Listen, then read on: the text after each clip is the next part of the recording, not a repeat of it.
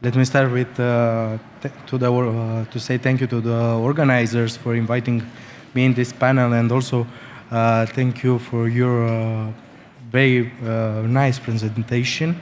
In Romania, we have, in a short, in few words, we have an archipelago of IT systems. We have distributed IT systems, and our next steps is to connect them. And for this, last year we got from the Parliament interoperability law, and also we set a national framework, a technical standard for our IT system for talking between each other, because we have in this moment few big platforms and a lot of small platforms, and we want one single gateway for citizens. And for this, also we implement our national digital identity, because it's a hard work for our citizens to have a lot of users and passwords for every IT systems. And for this, we created an app, RoeID, which is the digital identity system for Romania. And with national recovery and resilience plans, structural European funds, and national budget, we plan to re-architecture our systems to talk with each other, and also to use our national identity system. So in the future, we have one single platform for citizens, one single point of contact between citizens and government in one single platform. And that, as a citizen who uses government services, I know how heavenly that would be to actually just need to log in once and have us the whole tell us once, and it is done across all government services simultaneously. Perhaps, Minister Jovanovic, I can ask you about Serbia and the big platforms and projects that you're currently pursuing as well, please. Thank you. It's a great pleasure and honor, first of all, to participate at the World Government Summit and to represent Republic of Serbia and to share our experience and knowledge here with our friends from UAE. Our digital transformation started 2017 when Prime Minister Ana Brnabić decided that digitalization was the priority of the government. That was the first time she was the Prime Minister, and she decided to establish the government office for IT and the government high-level body directly accountable to the Prime Minister. And digital transformation in Serbia has several elements. First of all, the digital transformation of public administration. We introduced e-government as a tool to introduce more efficient, transparent public administration. Second one, digitalization of our education system in order to introduce digital network, digital content, programming in our primary and secondary schools. Second one, the digital transformation of our economy, of our industry. The investment in the digital and telco infrastructure, that means in government data centers, in optical network, even in rural area, in small, very small villages and small schools. And the last, the investment in our innovation infrastructure. That means in science technology parks, in startups. At the moment we have, for example, 4 science technology parks in Serbia, and 5 years ago, we had just 0. And we are going to invest more in science technology parks and startups. And at the moment, we have, let's go to the system and portals. We have e-government portal with more than 2.1 million citizens using that portal. We have 5.1 adults.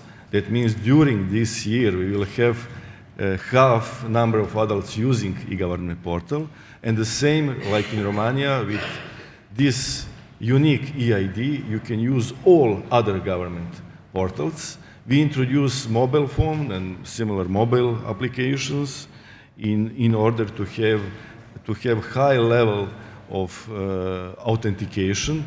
That means once you can enter the e-government portal, you can see your all government data, and you can use hundreds of different services. And that was a really big success in Serbia, especially during COVID pandemic. We provided state-of-the-art portal through which you can ask for the vaccination, and you can get your time for the vaccination.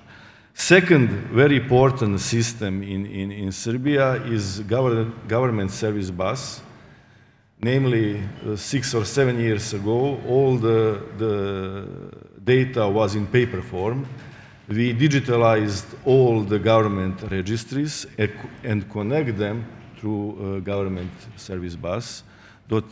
So now everybody can approach to your data without forcing you to bring the paper to the counters. At the moment, we have 200 million exchange the data through government service bus. That means 200 million times citizen doesn't have to go to the country with the paper. Lovely, thank you so much. And that's a really lovely segue to my next question, which is around the design principles. So actually thinking about the data that the government wants and needs and how it's going to use it, of course, as well as the user experience that you would like your citizens to have. And so thinking about whether you actually design for the citizen at the centre, or are thinking about, omni-channel methods of data gathering, or whatever it might be. I would love to hear from each of you, please, about sort of the overarching design principles that your respective governments are applying right now. And I imagine that they're quite evolutionary in as much as we are all continuing to learn pretty much in real time about the potential for these tools that we're deploying across our citizenry as well. So perhaps State Secretary Mititelo, I can start with you on that, please. Yeah, in the design part of principles, our focus is to have accessibility in our platform and to have our platform responsive and accessible for every citizen. Also, if you talk about principles of digital governance, we talk about European principles that we respect and we try to implement. One is once only. We try to take the data from citizens just one time. The second one is to have interoperability by default. As I told you already in the first question, we set a technical standard for our platforms. Also, the principle of having the citizens as the center of our IT systems and focusing developing in our business analyst part of the IT system to see the citizen's view of the platform, not the public servant of view. And also another important principle we try to adopt and also to implement is no legacy principle. That if we have an old IT system, it's necessary to change it with all the system, not to improve it. We need to change, we need to take new technologies, and we need to implement new programming language, new databases systems. And also, if you talk about technical principles, we talk about having microservices in our architecture, having cloud-ready and cloud-native applications, and of course, API-ready application for interoperability. Wonderful, thank you. Very, very innovative and inspiring. Thank you. And perhaps you, Minister Jovanovic, if you wouldn't mind sharing with us some of the design principles that have been guiding your approach in Serbia. Yes, obviously everybody wants to use government services through mobile phone, and we develop more and more applications and services through the mobile phone. We provided unique application for electronic identification, but in the end, you cannot do that by yourself as a government. You should include citizen, you should ask the citizen what they want, and you should include startups. And this is what we are doing together with our friends and colleagues from Arab Emirates. We are going to introduce special corners in main places in Belgrade, where the citizens can come and talk with the employees in the government, as well as where we will have the places for the startups and talk with them about the new technologies, new ideas that we can introduce in our services. And this is, I believe, the most important thing, not to be close as a government, but to talk with the citizen and with the startups. Wonderful, thank you so much. And this, of course, then brings us to the whole question of driving digital adoption. And how does that happen? Because, of course, it needs to happen sort of in two fronts simultaneously, both within the workforce, within the public sector agencies themselves, as well as across the populace overall as well. So if I could stay with you, please, Minister Jovanovic, I would love to get your insights from Serbia about how you have overcome any potential barriers and the challenges that you've had to address in driving digital service adoption among the population, and how you've actually managed effectively change management on the scale of a nation. It's a very complex question. We are organizing a digital tour all around Serbia, talking with the people, with the young people, with adults, and trying to teach them and to share our digital knowledge with them. Also, we are trying to introduce artificial intelligence in our government system, and I would like to promote the platform that we are going to develop in order to enable the creation of customized ChatGPT chatbots that will be available on all government portals and systems. That will be a unique platform that can be maintained by employees in government bodies without advanced IT knowledge.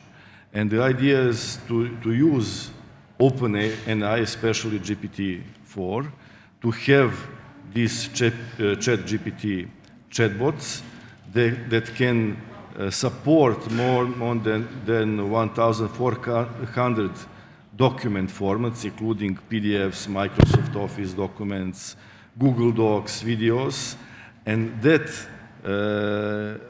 our AI chatbots can communicate with the users in more than 90 languages. And also the idea is to provide special functionality, refers to chatbot avatar that knows sign language in order to facilitate communication for deaf and mute people. And we will start with the pilot on our ministry portal next month, but we would like to clone these ChatGPT chatbots to all government portals in order to improve, the communication between government bodies and the citizen. And I believe that will be the first serious usage of AI in Serbia. Oh, that's sensational and really inspiring. Thank you for sharing that with us. And so thinking about not just obviously how we take whole populations forward with us, but also the very specific question about leadership capacity and capability to affect these changes from within our public sector agencies as well. I'm wondering, State Secretary Mititelu, if you could share with us a little bit about how that has happened within the Romanian context and sort of perhaps some of the leadership initiatives or think tanks or other initiatives that you've had underway within your own country. Yeah, actually we made a study last year and we saw that on digital skills, advanced digital skills and also basic digital skills on the public servants are not so good. We need to be honest and to take measures. And for this, we are planning to use, and we are implementing right now, a program for more than 32,000 of public servants for their advanced digital skills of using AI in public administration and tools for day-to-day work in public administration. Also, going to the citizens. It's very important that in our National Plan, Recovery and Resilience Plan, and we have more than 37 million euro for transforming classical libraries in digital, basic digital skills hubs. And also, we are working to create a cyber curricula for public servants, for schools, and for citizens. And also, we are looking to develop our advanced digital skills and SMEs. So we are trying to finance more than 2,000 SMEs for taking courses of advanced digital skills, for example, in Internet of Things, artificial intelligence, and new technologies, so we can improve our economy in using advanced digital technologies. Fabulous. Thank you so much. I know there is so much more content that we could cover, but I'm also very aware that we don't have lashings more time. So I might just bring us to our final question for each of you, please, which is about your future aspirations for your respective countries. So I might stay with you, if I could please, State Secretary Mititelu, and just to ask you about your aspirations for the digital future for your country in Romania, and are there sort of any exciting developments in your short-term future? Yeah, we have some plans. I hope to do our work and to implement without obstacles in our plan and respect our strategy, because we adopted a strategy for policy in e-government, and also we are preparing a strategy for artificial intelligence and respecting this kind of strategy. And here there are major projects. One is National Government Cloud, which is more than 560 million euros, almost 4 data centers. Also creating an AI cloud and cloud based on GPU. Also in Romania, to be a leader to continue to be a leader in European Union in cybersecurity. And one strong point that is in Romania is the first cybersecurity competence institution from Europe, ECCC, and also to be a leader in solutions of AI and public administration. And here I need to present a project. Last year we launched a first governmental advisor, Prime Minister advisor, based on artificial intelligence. And this advisor, in the physical way, is a mirror, because technology is about us. And we don't have to have fears about technology. And we took this mirror in most of the cities and villages. Children were the early adopters of artificial intelligence.